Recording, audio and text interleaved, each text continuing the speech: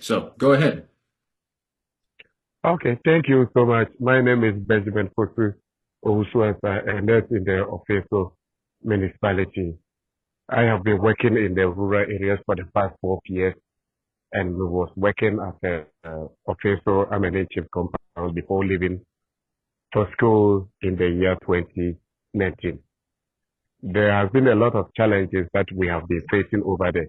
If you casually take a look at the pictures I sent the other time, the facility is in the deplorable state, making people to access the facility. We have poor lighting system whereby we use torchlight, that is battery powered torchlight, and sometimes solar torchlight, which is not powerful enough to take care of the sick during the night. This has made it difficult for people to attend the facility, and we normally improvise to take care of people. And we lack a lot of medical equipment.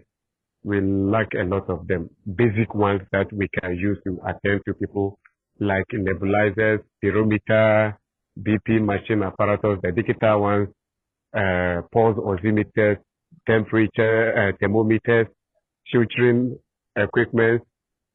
The basic things that you can think of, we are lacking a lot of them.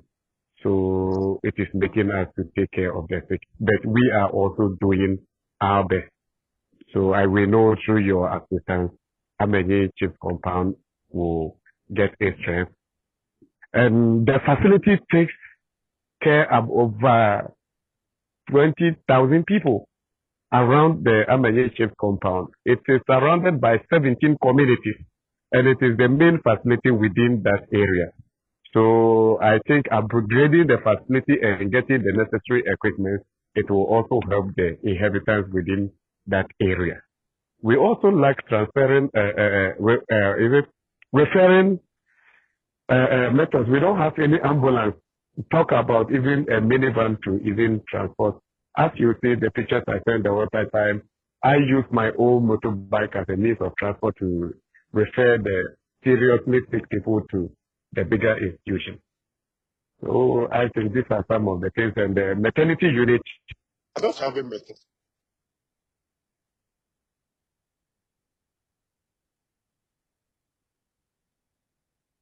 Hello? Ben, Are you still there? I think he is frozen and never connection. Yeah, that side of town where he lives has like connectivity issues, so Got it. we'll Okay. have to give it some time. Yeah. Got it. So like he rightly said. Anyway, sorry I'm late. Jason came around. I had to give him something, so he delayed me a little bit. That's okay. Yeah.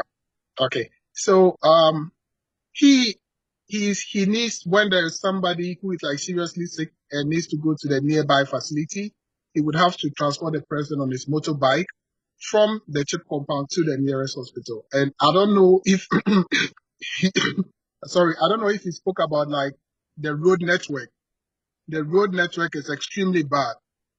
Even if you have a vehicle and you are driving on it, the car could topple over, especially around this period when it's in the rainy season. But when we were going there to do the scouting the last time, we had a bit of a challenge trying to get there. If you don't drive an SUV, a four-wheel drive, getting to Ofinso Amini would be a big challenge. And then talking about the lighting system, when you attach went there the first time on the scouting and then to do the project, their solar panel wasn't working. But thankfully, we had a volunteer. His name is Dr. Carl Rose. I think he lives in the US, I think in Alabama or something. He also saw what we do and what he has been donating and wanted to be part of that project. And I think he's a scientist, yeah. And he has a lot of knowledge about stuff like that because he used to work with NASA.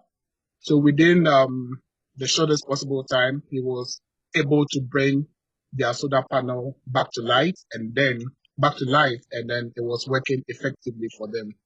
So yeah, and ever since they've been on our neck to try to bring them more help. But sometimes it's very challenging trying to find donors or people like good people, good-hearted people to come to their aid because the chief or the king of that community, we also met with him in his palace when we went there for the scouting. And then he also told us that whatever help we could bring to the people of Ofinso Ameni, they would really much appreciate it because their school is also in a bad condition, a very bad state. So they really need a lot of help. Yeah, they really need a lot of help. Okay. Nana, where we were talking earlier about where this clinic is approximately, just in the country. Yeah. Ofinso Ameni should be it's in the Ashanti region, like in Kumasi, it's within Ashanti region. But from Kumasi to Ofinso Ameni, you need about 3 hours drive to get to Ofinso Ameni. Yeah, 3 hours drive. Because Ofinso itself is a larger town, it's a very big town. But moving from Ofinso itself to Ameni, where the chip compound is, you would have to spend about an hour and a half on the road because the road is pretty bad. It's a farming community. They mostly grow cocoa. That is where they grow. Most of our cocoa comes from there. So it's a farming community. And like he said, there are 17, other little villages surrounding Ofinso Ameni itself. And everybody comes to, that is the nearest health facility that everybody comes in to access healthcare. And they get so overwhelmed because the human capital there and they are under-resourced. They are just about 3 or 4. And imagine one person taking care of everybody. And usually the health worker, be it the community health nurse or whosoever, the nurse could sometimes decide to go to the city for over the weekend to be with the family. So when they move, then there is nobody there to man the place for them. Yeah, okay, Ben is back, so I'll let him pick it up from there. Ben. No, thank you so much. I was having a network challenge, so that's why I went off. Thank you so much. I was listening to all that you were saying, and it's very true. Because of lack of good transportation, good accommodation, poor telecommunication network, and others, it makes it difficult for health workers to stay there. If you are not having the good health to stay there, always you will be in the city to also come and enjoy city life. So these are some also the challenges that health workers also face over the poor accommodation system. It's also another big challenge over there. And we take a cursory look at the maternity side too. The maternity too is also lacking a lot of things. We don't have a maternity on its own. I think, Nana, the last time you paid a visit to me over there, you saw everything.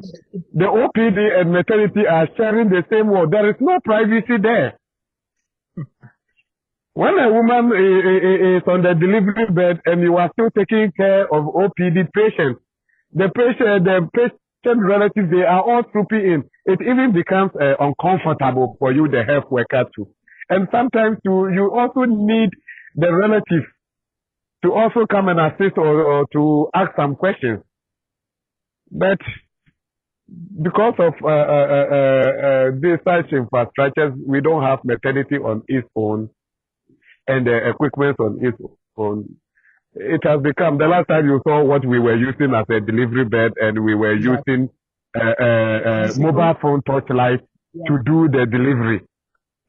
Uncomfortable. How can you be doing delivery whilst a patient relative is there holding a mobile phone torchlight for you? You don't know the infections that the relative is also introducing to the newborn and the mother at the same time. So we are appealing that if we get a separate maternity unit block whereby we will be conducting our delivery, antenatal, postnatal clinic, and vaccination, I think Amenyi will be a better place, and the foundation will always be remembered by Amenyi community and the Ofinso. customer care. Oh man, he was just right there. Okay. And Ghana as a whole. Oh, good. You're back. Ben, are you there? Well, at least you finished the sentence. Right. Okay. So, I guess like we did before, it sounds like all of these clinics seem to have the same common theme when it comes to what they need. Exactly. Okay. Exactly. Okay. So it seems like top five things essentially seems to be the lack of equipment seems well, first the building itself. It seems like the building itself is just dilapidated, is breaking down. Yeah. Does not really have or serve really the needs of the community I guess proficiently at the moment. Okay. Right. And then there's a lack of equipment. So is it kind of similar that they're lacking in like the thermometers, the glucometers, the blood pressure equipment? Yeah. Same Yeah. thing. Okay. Yeah. The same thing. I think Okay. the same issue runs through all the villages. We've Okay. conducted some form of health screening, education, Okay. and donation. We all have the same problem. Okay. And with them, their building is also infested by bats. So you can imagine the droppings from the bats in the ceiling leaves a lot of a bad smell Yeah. in the facility. So it's the first thing that greets you when you get to the facility. Oh, wow. Yeah. And that is very Yeah, crazy. we have tried as much as possible to get rid of them, but you see, we have removed all the ceiling, but we are not having the necessary equipment to drive them away. If you get them now, we have removed all the ceiling to get them, but you know how stubborn these bats are. Yeah. Once they You know, make it home, they don't really let go. I don't even know how you really get rid of bats. Like, the last time I was sharing with Ben, when we changed all the ceiling, we have something like the wire mesh that has like a tiny holes that the bats wouldn't be able to penetrate through. If we put all those like wire mesh around the ceiling, then they wouldn't have access into the roof to make that place their home of abode. Yeah. We discussed that the last time, but because we don't have the resources, you discuss all the good things, but you can never execute them. Yeah. got it. Okay. Hello. Hi. Yeah, Yeah. please, can I come in? Yes, please. Yes, director. With regards to the bat invasion, what I Sorry, I personally don't mean to know is interrupt. that, Would you please introduce yourself and then kind of go oh, ahead, sorry. kind of give us a little bit of background about you so that the people who are listening All right. also get a good idea of who you are? Okay, thank you very much. I'm Audrey Marianinti, the Municipal Director of Health of Ofinso South. With regards to the bat invasion, personally, I've tried after your attempt failed to also go in, do something, but all efforts were in vain. What I know is that we need to renovate the facility. We need to re-roof it in order to get rid of all the bats. Because if there is a little hole anywhere, they will just manage and enter, and in less than no time, they multiply again. So if we don't do thorough renovation by re-roofing the structure, I don't think we can get rid of the bats. And it's not the facility alone that bats invade. There are some portions of the communities that harbors the bats. So if we tackle it and we don't do it very well, we'll do it and come back again to redo it. That's what I know about it. Okay. Thank you very much, director. All right. So, Miss Audrey, I'm sorry. What is your background? Are you a physician assistant, nurse? What is your background? I'm a public health officer. Okay, got it. Okay, gotcha. Yes. Okay, so in your expertise, since you've been in, how long have you been in the area and managing I've been there for close to 5 years now. Okay. So what are besides the transmissible diseases, what primarily are the chronic issues that people are dealing with in that community? because there is a farming community, they normally come to the facility with malaria topping the OPD attendance. Malaria is paramount. And we do get a lot of people coming with other bacterial infections. Some come with snake bites, a lot. Others also, the pregnant women, they also come to access ANC services and delivery services in addition to postnatal services. So we do a lot in the communities and the facility as a whole. And what are the people's response to the services that you guys offer? What do you think are the top concerns that the people as a whole have with regards to the services? Are they receptive? Oh, yes, they are very receptive. Only that, like Ben said earlier on, we don't have privacy. Confidentiality is a problem. Somebody will come, will be talking to the nurse in charge about his or her condition. People will be around also listening to it. So that one, it puts some people back because there are instances whereby some clients came to access family planning services.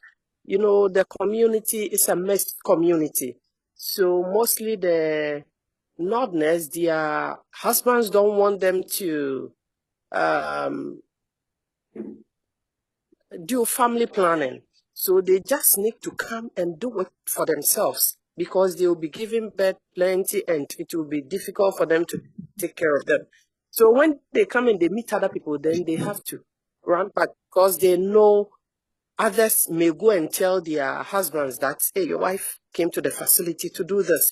So to some extent, it hinders we giving the services to the community members when it comes to family planning, and other people come with their confidential issue, maybe vaginal infection and what have you. But because other people are there, when they come, they don't really tell you what they are suffering from.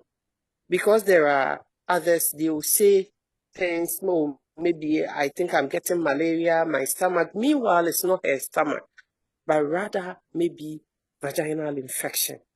So that is also the challenge when it comes to confidentiality issues. Can you give us a rundown of the resources that, besides the facility itself, that are lacking to provide I guess, be most proficient when it comes to providing services for the patients? Please, can you come again? The resources, like what are you lacking in the most, which is allowing you not to be able to give the most efficient, what do you call it, care for the patients that come there? Like, what equipment are you missing?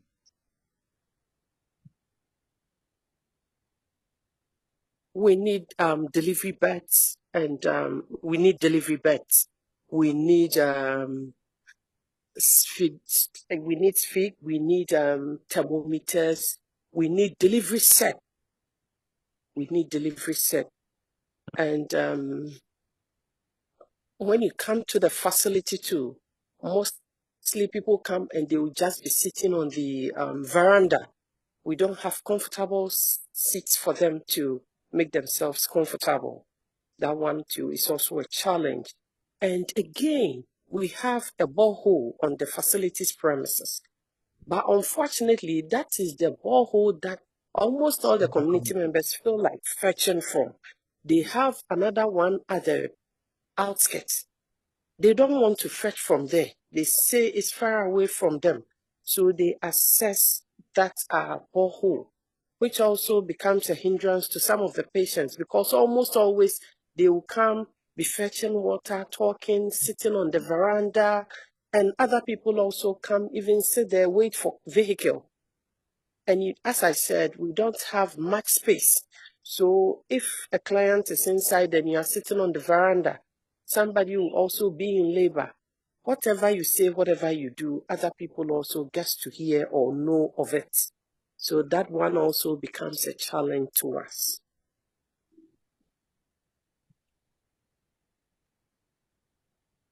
Guys, any of you can also ask questions. Sorry, I don't mean to hog the thing, so please go ahead and ask. Hi, Audrey. I'm Levi. I did a question. If, in terms of the clinic itself, is this a rented or government or private clinic in terms of what you guys are operating under? Please, it's for government. It's a government facility.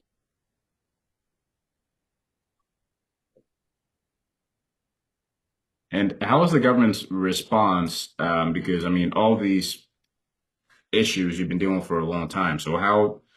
I'm sure you tried to ask them or implore them for help. So how's that going?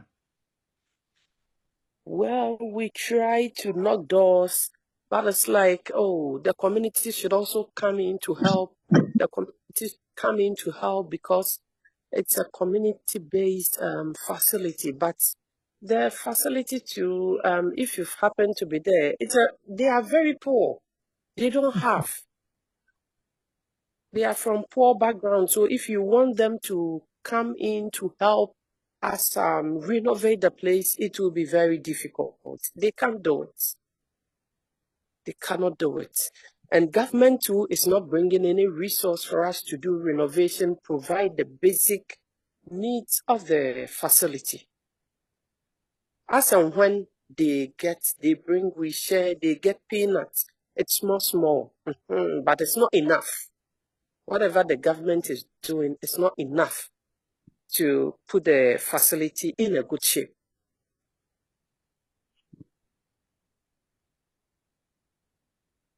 And then in terms of transport, it looked like from the photos there was a lot of dirt road. Is that the case for most of the roads leading into the area? No pavement.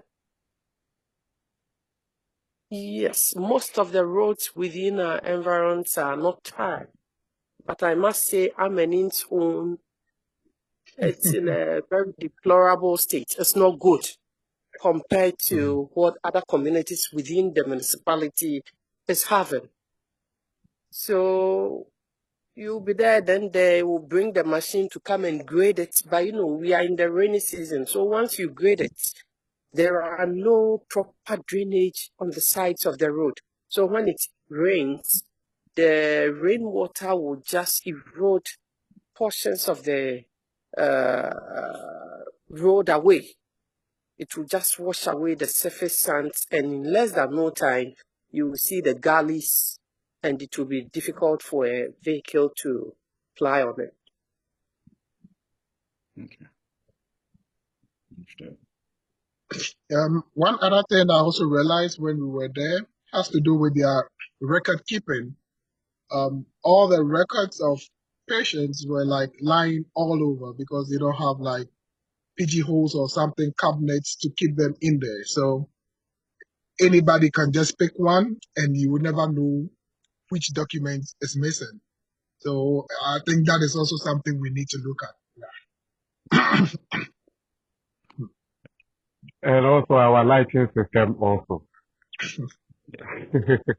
The lighting system also. I think if we get powerful solar system, we will not talk about electricity because when you came there, you get to know that electricity is not available at the village.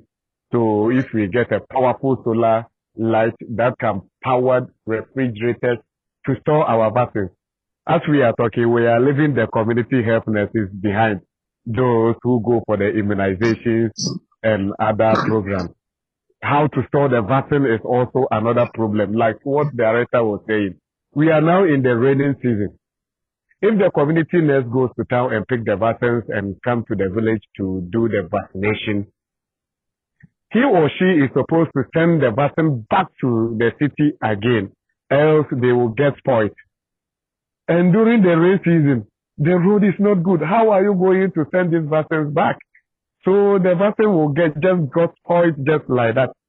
So we are also appealing if we get powerful solar system and refrigerators to store our vaccines and other medications through, it will be of good help to the Amenye community and its surrounding environment.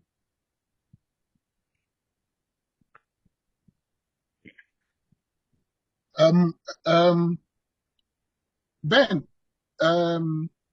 director mentioned about the fact that when people are waiting on bus from other villages, they come to sit on the balcony of the facility. Now, I want to ask, when we barricade the balcony, do you think that could solve the problem? Yes, please. You see, the facility is not fenced. As you Yes. came there and you saw the facility is not fenced, so there is no boundary. Anybody can come to the facility to do whatever she or he likes at any time because there is no boundary. But if there is boundary like what you are saying, it will put fear in them. If you are not going to do anything, what are you going there for? You cannot say you are going to sit there to wait for a vehicle. No. Yeah. And But then it also free range, it looks like that is the only place where there is shed because there is shed, yes. That's the only shed Yes. around that area. And then If also, we fence it, okay, continue on, please. and the borehole, well, because we also got water from there when we came in. So, do you think having a borehole for the community, maybe around where the school is, that can solve the problem? Having people cross over to your side to come get water. Do you think that can also solve the problem? Thank you so much, sir. That one can also solve the problem. And for what I know, they are having two boreholes. One is in the town where the Queen Mother lives, Yeah. and one is also down there. But they prefer to come to the facility and take one. And I asked them the reason why they are coming to fetch water here, where they are having two boreholes for the community. And what they are saying is, you see, when they are fetching the borehole, they will use gain like this. Yeah. Then the Right. Queen Mother will shout on them and sometimes will drive them away. But when they come to the facility, you are attending to patients, so you don't have time to go and question them or to tell them. That is why they prefer to come to the facility borehole and leave their one at the town. So, what I suggest is if we mechanize our own and we line the pipeline to the facility, it will prevent them from coming there. So mechanization will solve the problem for us. But that's where the power have to come in because you don't have power, so we can. The solar. Now we are having a lot of mechanization boreholes using the solar system. I know. So, is there a reason why it primarily has to be a solar powered unit? Can it just be a regular generator?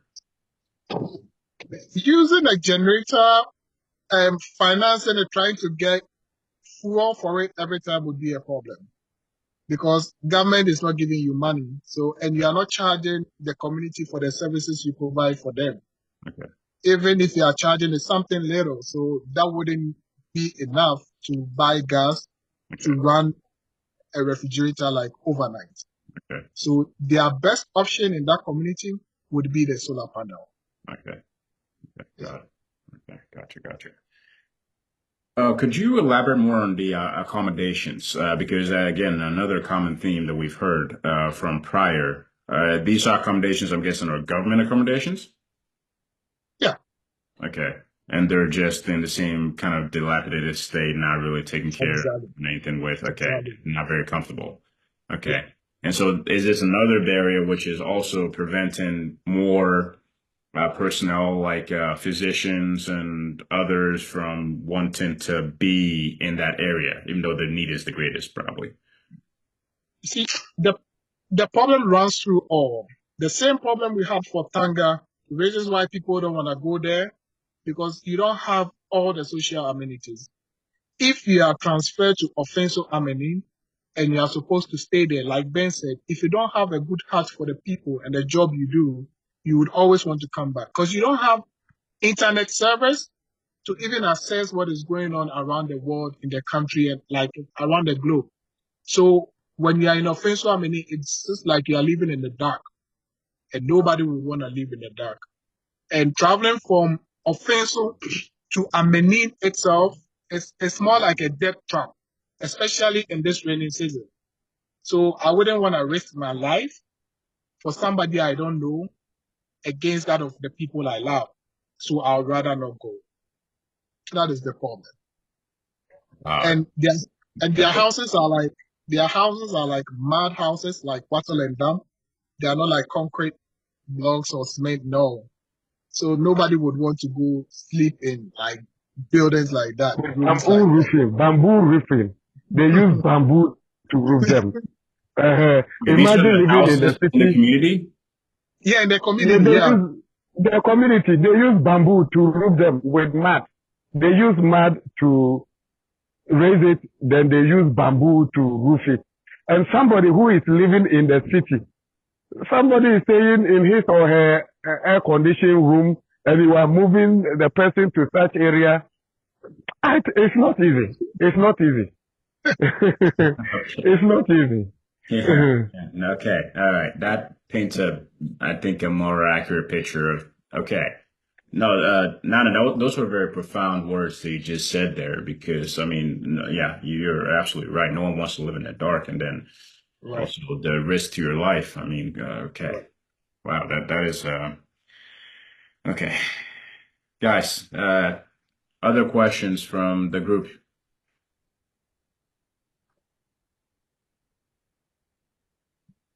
Anyone else?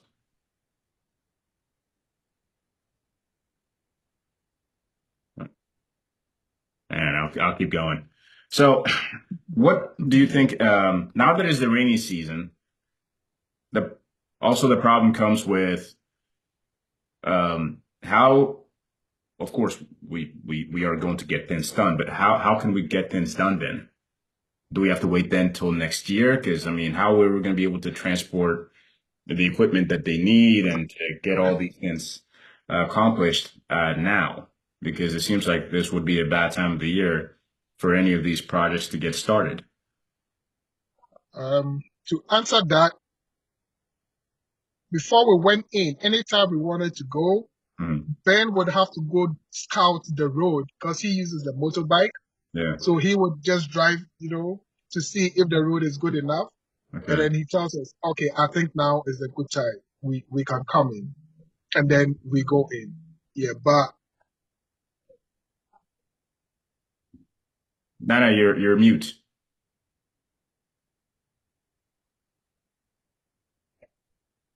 No, no. Wait, you're still mute. can you hear me? Yes, I can hear you now. Okay. Yes, Yeah, okay. yeah. So I'm saying You are mute again, or Nana, Yeah, you are mute turn again. on the volume. it's Jason. Can you hear me? Yes. Yes, yes. We can Yeah, hear you. it's Jason who keeps calling.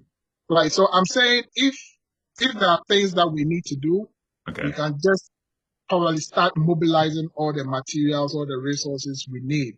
Okay. And then when it's good enough to move in, we just move in because when storage is not a problem, where to keep the things, it could be with the suppliers.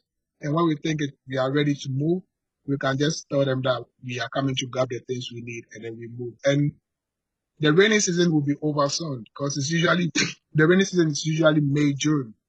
So Okay. from July, then we start going into the dry season. So whatever we want to do, I Okay. think we have Okay. solid to get things started. Right. Got it. Okay. Understood. Understood. Okay. Okay. And while the renovations are ongoing, there will be no disruption to them still being able to Yeah, do here. there wouldn't be any discussion. Right. Okay. Okay. Got it. Okay. Wow. Okay. Um, yeah, I That think paints a good picture.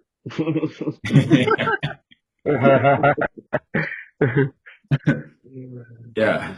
I think that was very enlightening. Thank you. Ben, is there anything more that yeah, like Jess was saying, do we have a layout of the facility? I think is there like I'm sure it'd be difficult to be able to kind of give us like a 3D overview or the ability to kind of look Design. all over. But um how the maternity component there, like you were saying, to separate that from the when you say OPB, that's the outpatient services, correct? Yes, please. Yeah. So then I guess the question is like how to separate that. So would that be like a whole new addition to the facility, or well, how do you see that exactly happening, especially with also adding beds and those kind of things? Would we have to expand the whole thing or dividers? Yeah. Th- Thank you so much. As my director was saying, because we are operating within the same facility, there is no privacy over there. Like somebody will be coming to do family planning, and some of them too, because of sociocultural practices and others, it prevents them to do family planning. But some of them don't want to give birth to a large number of children, making it difficult to take care of them. But there is no privacy, so they are afraid to come. And at the end of the day, I apologize. What do you mean by social cultural practices that are preventing them from like yes, what? some of them, their culture prevents them from doing family planning, and they don't want their husband to get to know that they are doing family planning. So they will sneak to the facility to come and do the family planning. And when they are coming to the facility, and normally the family planning is done at the maternity unit. And when they are coming to the maternity unit too, and there are a lot of people over there, then they go back. And at the end of the day, they go and give birth, making it difficult to take good care of them. So to avoid such things, I think if we get a separate maternity unit for them, maternity unit, they will go there. You will not go there if you are not a mother or pregnant woman or somebody who is coming to assess the reproductive and the child health. You are not going there. So I think to the best, a separate maternity unit will also help curb all these inconveniences. Okay. So So just a minute to add to it. You see, Francis, Ofinso Amini, the community is in such a way that everybody knows somebody. They know each other. right. So when I'm coming to the facility to do the family planning, I come in there, I see somebody I know. And once I see the person I know, like director said, then I would rather not say I'm coming in for family planning, but I would say I have diarrhea, I have malaria, I have typhoid. And then I would rather be treated for that. But that is not my actual reason for coming. I changed my mind because I saw somebody I know who would go and tell my husband that, oh, I saw your wife, she's trying to get, family planning done so that she may not have to give birth. Because, excuse me to say, our Muslims community, they give birth a lot. And some of the men are irresponsible. They don't take care of the kids. Then the burden would be on the woman to struggle daily, go to the farm, crack cocoa pots, get little money, come and take care of the kids. So for the woman to try to take some of this burden off her, they do the family planning without the knowledge of their husband. So then the man would never know. Oh, so my wife is not giving birth, my wife is not giving birth, but he doesn't know that the woman has gone in for the family planning. So when I come in and I see somebody I know, no, I don't do it. I tell a different story, and then maybe I go and come back later.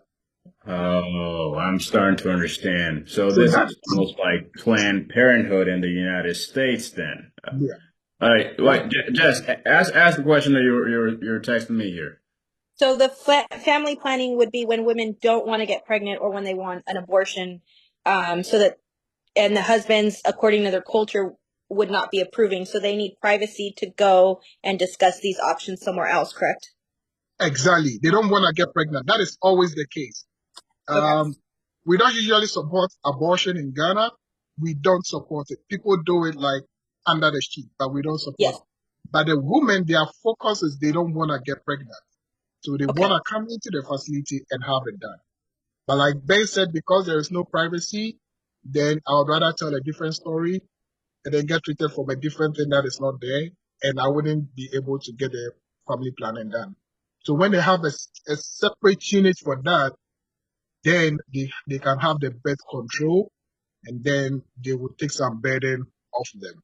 Yeah, that's it. Okay. Okay. Now, And do you know that some of them even come and wake you up as at 12 Midnight. a.m. Yeah. midnight just to come and assess that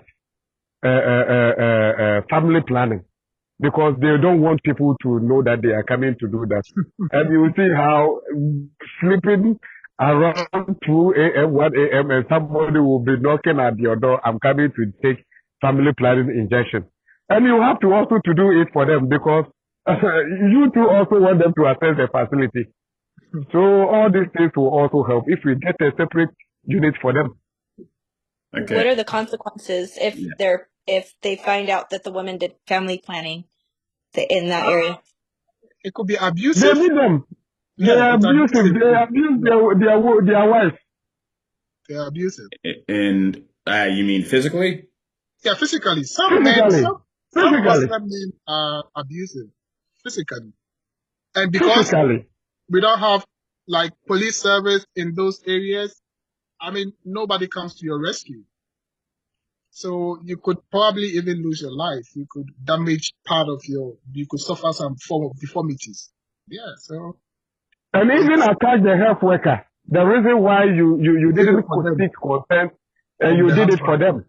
Your life is Yeah. at risk. Okay. And is this based off that's the culture, or is this like part of what is it, the religion? Because you said Muslim. Is it a Muslim Yeah, the Muslim, community? that is their religion, that's their belief. They give birth a lot of kids. Right. But is that But the Muslim, oh, sorry, Islam, is that the yeah, religion there? Islam, yeah. Okay. And you see, if they take care of the kids, the woman wouldn't have any problem with that. But they don't take care of the kids.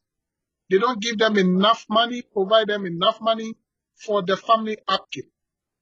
So if I'm giving birth and you're not giving me money for food, then the burden would be on me. So being the woman, I would have to advise myself because I can't deny my husband of sex. I can't always say I'm in my menses or I'm having my period. You can never use that as a shield all month long. Like, no.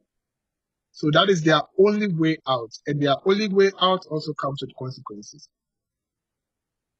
Is the Islam predominantly the religion there? It's a mixed culture, but Okay. yeah, And some of the Christians too, talking yeah, about the true faith people. Yes, they also yeah. practice this thing. They don't want their women too or to also practice their family planning. So they are also part of this problem to the some of the Christians. Okay. So how, I guess, is there a way to bridge that gap? I mean, how would we be able to bridge it to be able to help them understand that it's necessary? Obviously, especially if they're not taking responsibility for the children, because then what happens to a lot of these children that they're not able to take care of? Are That's they? it. They tell you that is their religion, that's their practice, that's their belief. And this is belief they've held for a very long time. So you just can't use a month to erase that belief, you know. Yeah, they've grown with it. So no. Okay.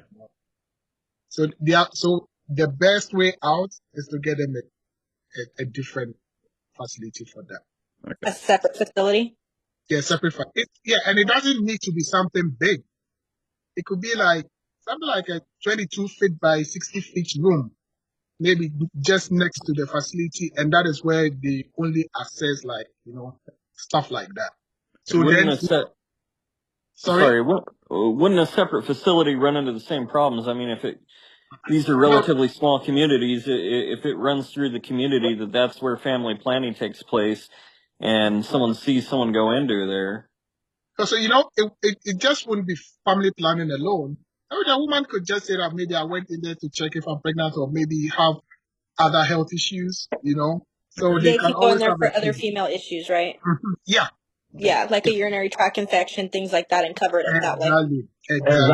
Exactly. Yeah. Exactly. Because how are, I mean, because obviously, Ben, you've been dealing with this for a while. So how would you be able to tell that the woman may, besides them just leaving outright, how would you be able to even be able to kind of pierce that veil of what they're saying, their cover story, and try to encourage them to stay so that you can actually deal with the female issue? Madam, please assist me. You know, you can never convince them to stay, wait, and then, maybe they sneaked from the house. The husband wasn't there. So they saw that window of opportunity. Oh, he's gone to the farm. He'll be back in about 2 hours. Let me sneak to the facility and get this done and then come back. But so when they come in, you can't ask them to stay because maybe they leave their kids behind to try and come and get this thing done. Yeah. So no, that's why they will come to you at 1 a.m. or something, because if it's 12 midnight or something, the husband may think that they are going to the mosque to go and pray. But in reality, they are going to see the health worker to get something that is important done for them. Yeah. And what is the predominant form of the medical birth control? Is it oral pills? Is it like shots, like Depo-Provera? What exactly are you utilizing to help these women? I think director should answer this question for me, please.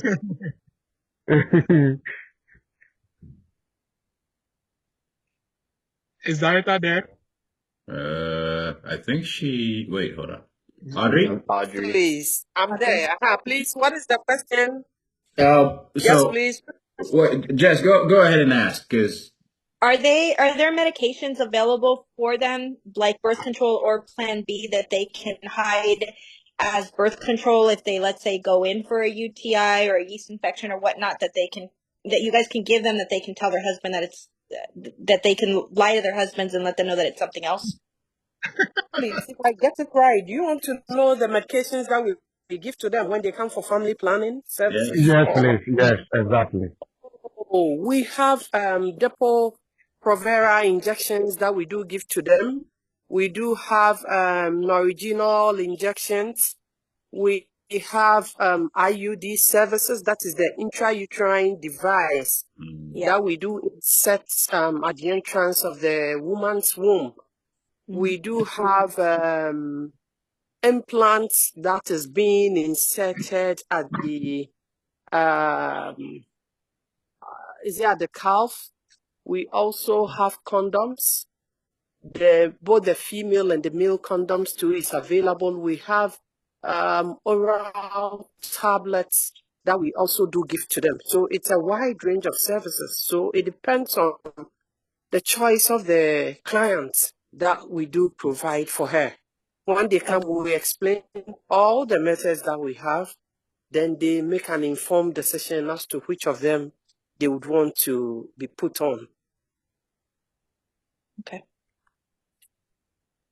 And that one is all for free because the government brings it. So we just give it to them free of charge.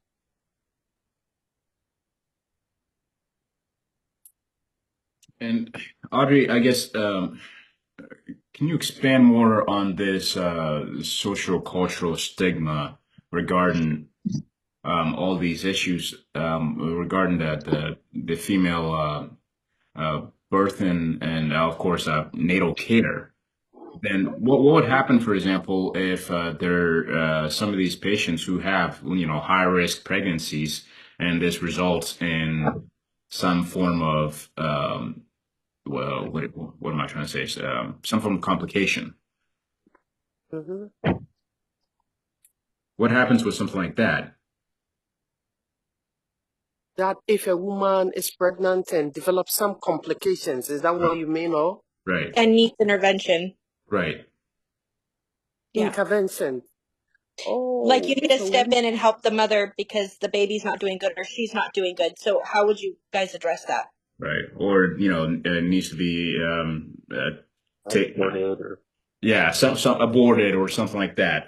Does the culture stigma there prevent, like, can the husband supersede the ability to take care, step in and save the mother? Can you terminate the pregnancy if the mother is at risk? Yes. Oh, that one we would educate the man for him to know the implications if that pregnancy is not being terminated. Okay. So when we explain to the man will definitely agree for us to terminate it. If not that the woman's life is at risk, I don't think the northern communities or the Muslims will agree for you to terminate the pregnancies, because for them, they are interested in having bigger family size so that they will use them to do their farms. But if the woman's life is in danger, we would explain to the man, whereby we think we need to save the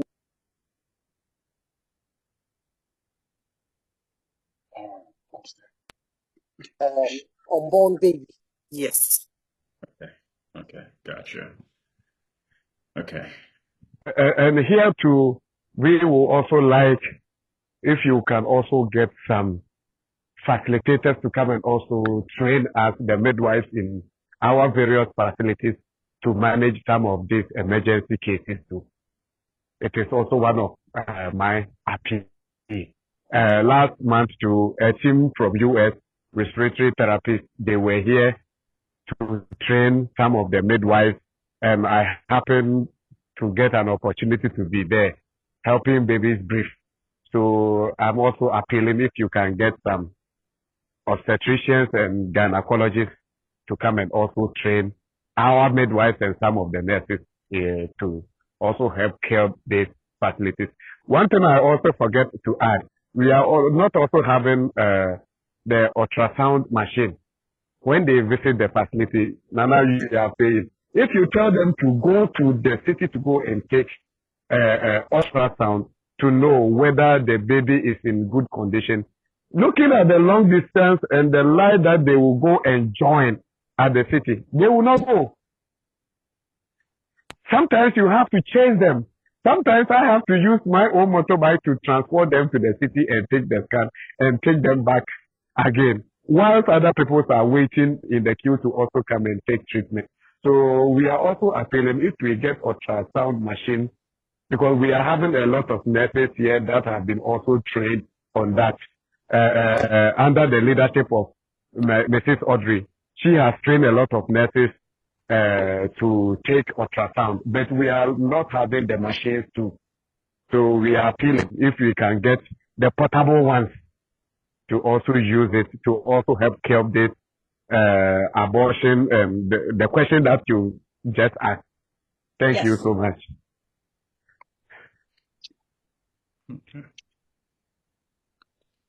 Okay. You talked about privacy in the clinic, also with other patients that have other things wrong with them, that are afraid to voice what their actual issues are. What would be your idea of a solution to give more privacy in the space you currently have now for the other patients? Does that make sense? I think he's frozen. Ask the question again. So what would be your idea of a solution to give more privacy to the two patients right now with the current space you guys have available to you? Partitioning. They can partition they can partition the room, because as I mentioned earlier, because their records documents are not working because they don't have a cabinet. You see them like all over the floor, like in boxes, and they are all over the floor. So if we could get a cabinet, we could put everything in the cabinet, and there could be a space where we could do like a partitioning. That would be good enough to give room for at least some privacy for now, and then maybe look at a brighter future with other options. Okay. Okay. My network went off small. I'm sorry, say that again? Yeah. I was having network distraction, Oh, no, so that's I okay. don't know if please all of you heard what I also said. Yeah, no, we got the majority of it. So no, that was very helpful. Thank you very much. Okay. How many patients would you say that you see on a regular basis to the facility? Like on a let's say on a weekly basis, how many would you say you see? Okay. From Monday going, the attendance is high. Like we'll be attending to 15, 20 people within a day. Then when it is going to the weekends, it will be dropping to 10, 5, 8. So during the month, you'll be taking care of not more than 300 people, more than 300 people within the month. Since it is the only health facility within the community. Eh. Ben, does that include those people that you visit at home? Because I know there are some patients who are not able to come to the facility. You would have to go to them. So does the 300 Thank you. include those? Thank you for alerting me. No, that one is different. So if we combine them, it will be exceeding more than 350. Right. Some of them, they are bedridden because of transportation problem. They say you have to send the health care to their doorstep. So you have to go there with your gadgets and take care of them. And those that needs to be referred to the higher facility, you arrange for the vehicle or any means of transport, then you take, they include all of them. So it will be more than 300 to 400. Got it. Okay. Of those, how many of them are women that we were talking about earlier that require the family planning or maternity services? Well, if he didn't hear the question right, the community is like predominantly women, and women always access healthcare rather than men. And I'm a typical example. Yeah. So if we are taking 100% of people who access the facility, I could confidently say that 70% of them will be women, and then the 30% will be men and kids. Okay. In regards to personnel, um, how do you get new people over there besides the government, I guess, sending people, and how do you retain them? If Yes. director, yeah, director. I think the director is supposed to answer this question. Thank you. Actually, it's the government that brings the staff to the district. Then we assign some to work in the various health facilities. But you assign them to go to Amenin Chips compound, and because of I don't know, because they don't have proper accommodation, they prefer to live in Ofinso and go to work at Amenin and back to Ofinso. So they will go there in the morning.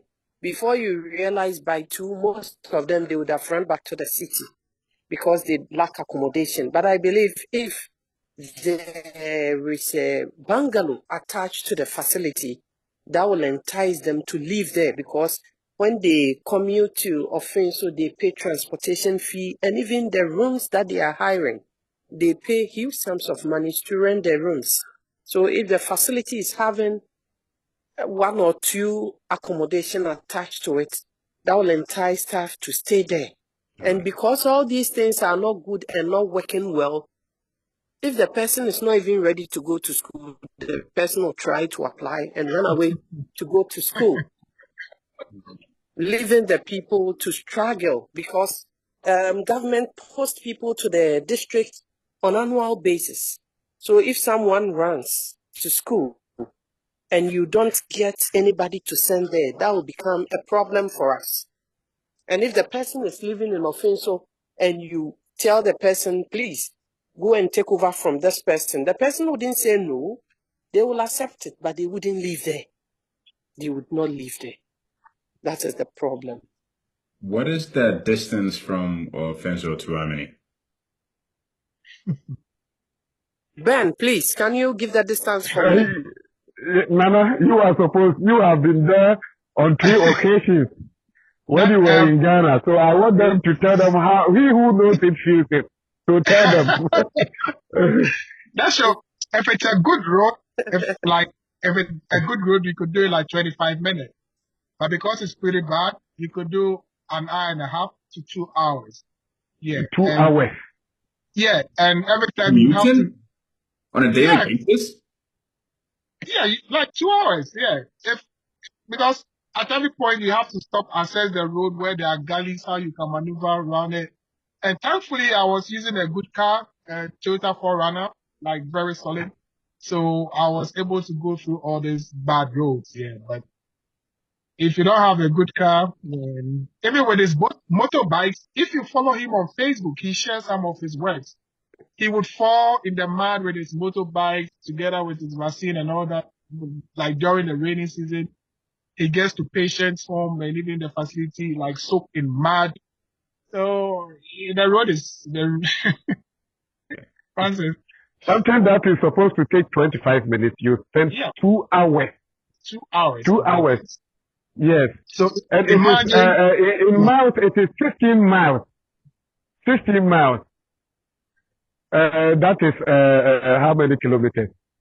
Is it, Yeah. 25 kilometers or so? Is it 26 or 25 It's the United kilometers or States, so? not Europe. We don't do kilometers here. you do miles. It's 15 miles. Yeah, So But working on because imagine, that. of the, imagine having somebody who is sick and needs to be transferred to the nearest Okay. bigger facility, and Ben will have to put a person on the motorbike, Okay. and then another person would be like, so you have 3 people sitting on the motorbike, because as he is riding, the third person would have to hold the sick patient, in between the two of them, so the person doesn't fall. And sometimes they use a tricycle, like the tricycle for Tanga, the one they use for their ambulance. All right. Sometimes they have to put a person in a tricycle, and then transport the person. You could even lose life on that stretch. You could lose life on that stretch. and one thing, it always makes me sad. That was 19th December 2019. We lost a baby. By the time we reached the hospital, St. Patrick's Hospital, the baby is gone. And we were fortunately to get the mother alive.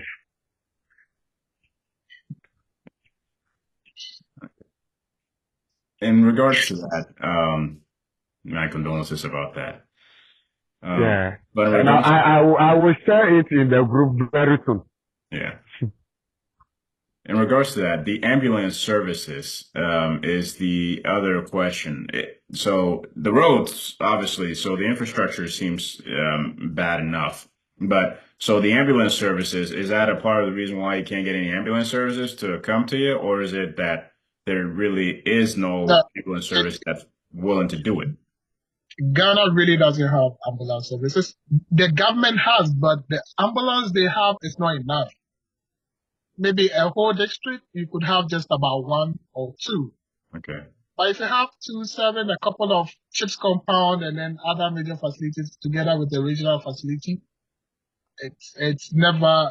I mean, it's not like here in America you have the EMT like always around, packed at various points.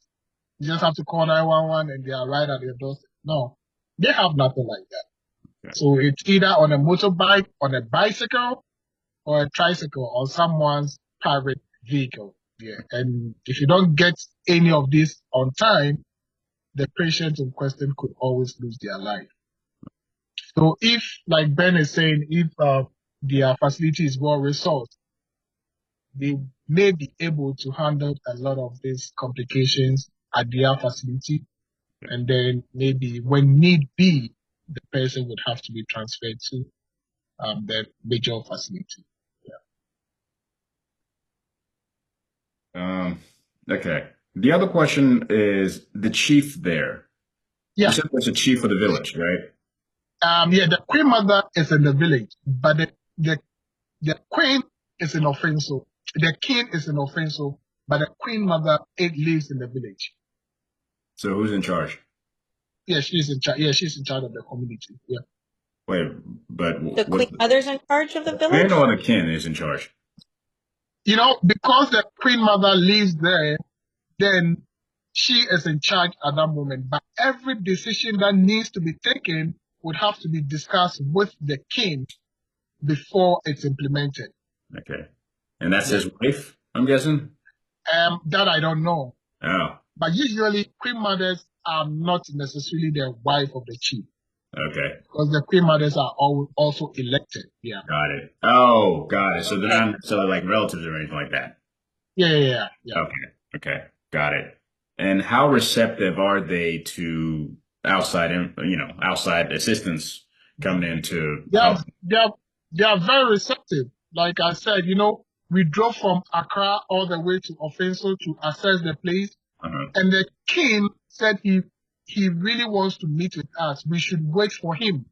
He was at a funeral at that time. So he had to leave the funeral grounds to Okay. come and meet with us because he needs help for the people of Ofinso Amini, but they don't have the capacity.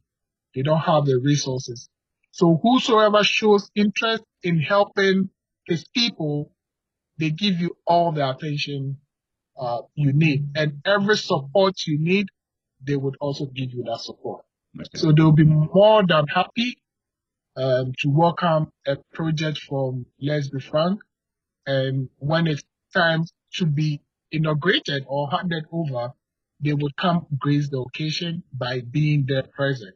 And I know our district director, Madam Audrey, would also show up and be very thankful for whatever you plan on doing for their community. Yeah.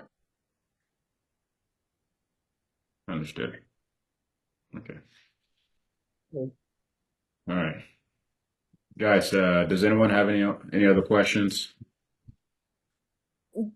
Does the queen mother or the king or the chief have any influence in the government giving them more aid? No, No. Okay.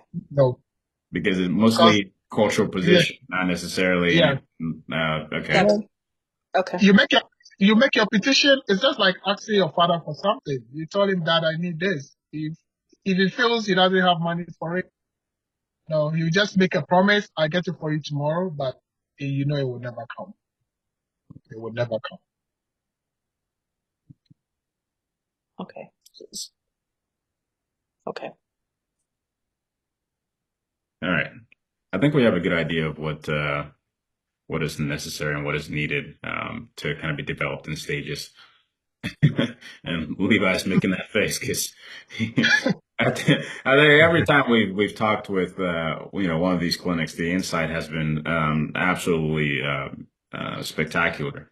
Because what we start and what we started with seems so simple, but there's such complexity of layers to each of them that it almost seems like, huh, we're not sure what we got ourselves into. But yeah, we don't know I don't know how to swim, but we'll learn. We will learn. So I think no, thank you very much for the insight. I mean, it's been absolutely an honor to talk to you both. The love that you have for the job to be able to stick around and keep doing it. I don't know how you've been able to do it and sustain it for so many years. Right. It's real. Thank you. It's real admirable. It really is. Um, we will do our absolute best to try to meet what we can and assist you with what we can, of course. Okay. I no, not we're still working on trying to make sure that we develop a not-for-profit down there, so that we have a good chain of what do you call it? A good chain to make sure that all our resources are sent through there, and then everything is accounted for. Okay, so we can't give you a timeline or set projections yet, but once those things are kind of those foundations taken care of, we will be able to start, and I hope so within the next coming month or two, we should be able to start having these things happen. Because yeah, especially now that it seems like the rainy season It's over. Yeah. it's going to be over. That'll also be a good time for us to be able to start set ground on all these things. Okay. Right.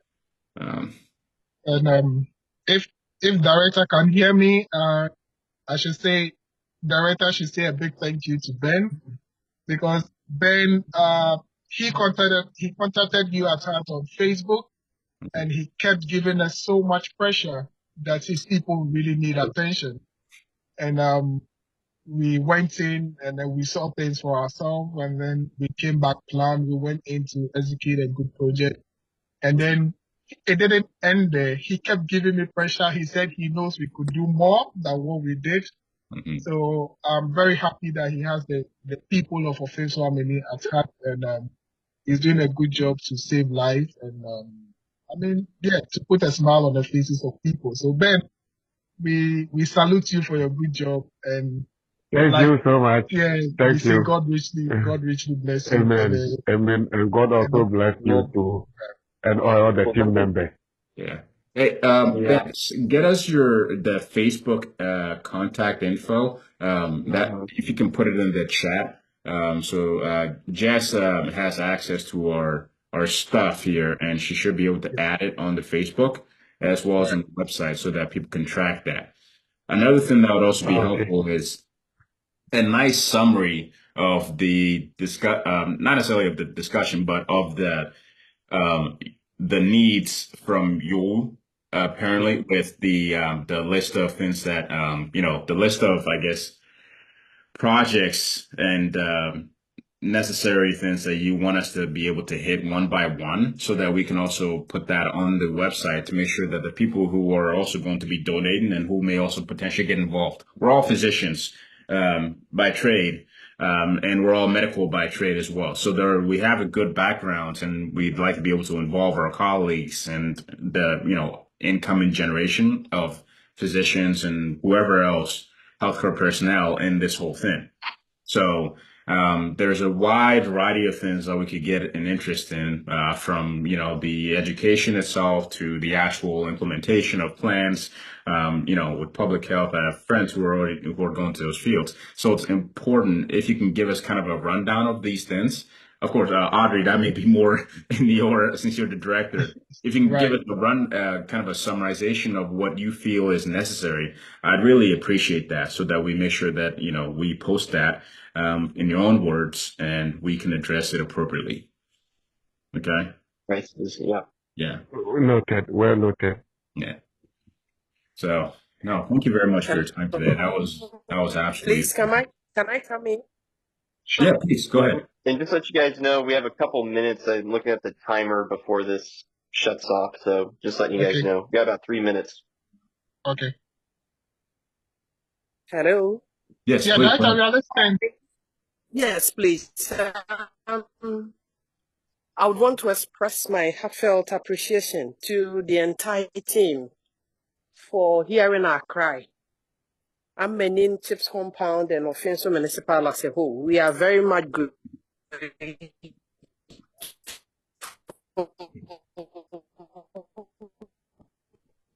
The gratitude is overwhelming that it's causing beautiful language. Yeah. The support you've been after this meeting too. So resources and everything. We appreciate it so much. Thank you very much. Thank you, too. Yeah. No, it's our pleasure. Thank you very much for meeting with us and making time in your busy schedule. I'm sure there's a lot of things that you could be doing on a Sunday, but allocating this time has been absolutely precious for us to be able to talk with you. So thank you very much for your time as well. And we look forward to be able to work together, and hopefully to be able to make some good changes that'll be fruitful for everyone involved. Okay. Thank you. Thank you so much. Thank you. Thank you. The doors of the Municipal Director of Health Service is always open to everybody. If you have any questions to ask her, she is always available to answer and welcome you. And please, you can call any time that my services are being needed. Thank you, boss. Our pleasure. All right. Well, I think that concludes the mission here. We'll get things kind of put. Let me end this recording. I'm sorry.